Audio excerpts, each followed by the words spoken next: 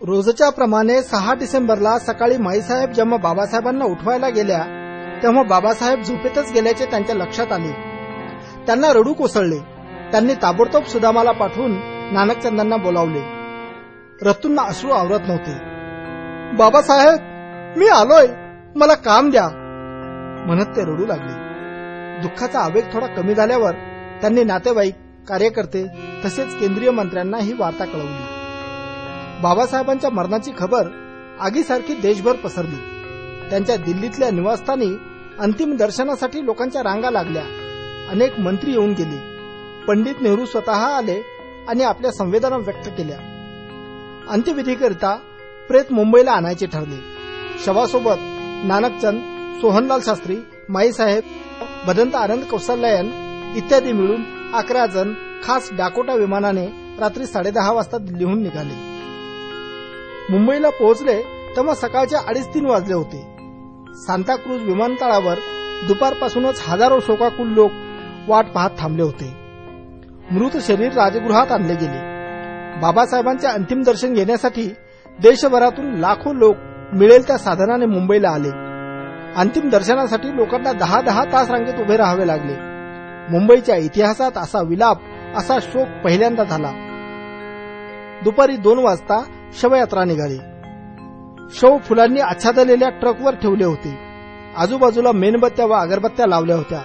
दुरून लोकांना दिसावे यासाठी चेहऱ्यावर प्रकाशाची व्यवस्था केली होती. 4 तासांनी अंत्ययात्रा दादर चौपाटी स्थित स्मशानात पोहोचली.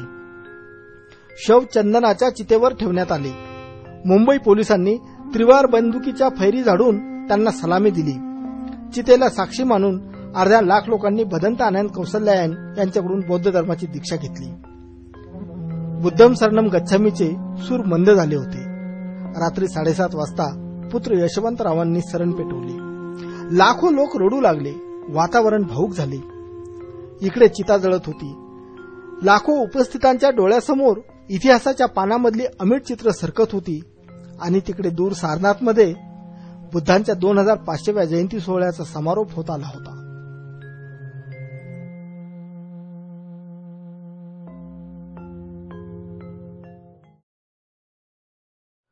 झालं सगळं शांत झालं. एका युगाचा अंत झाला.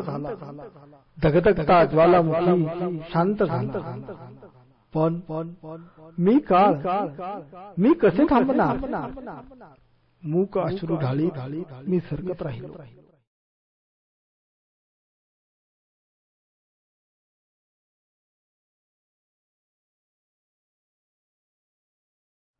बघता बघता 50हून अधिक वर्ष झाली.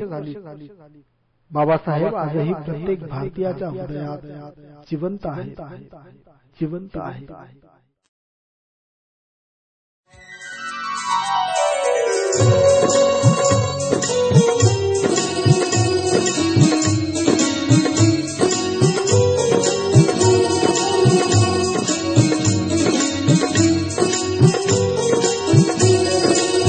धुळीतून उठुनी शिखरावर चढला, ज्ञानी राजा जगी गाजला. धुळीतून उठुनी शिखरावर चढला, ज्ञानी राजा जगी गाजला.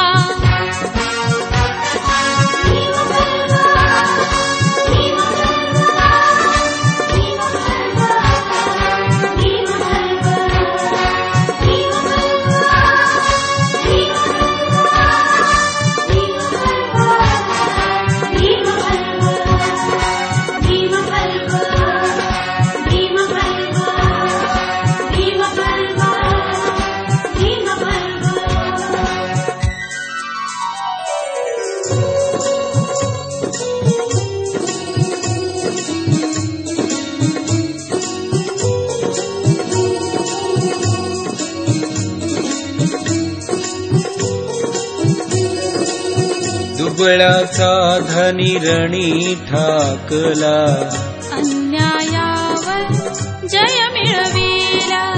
दुबळाचा धनी रणी ठाकला, अन्याया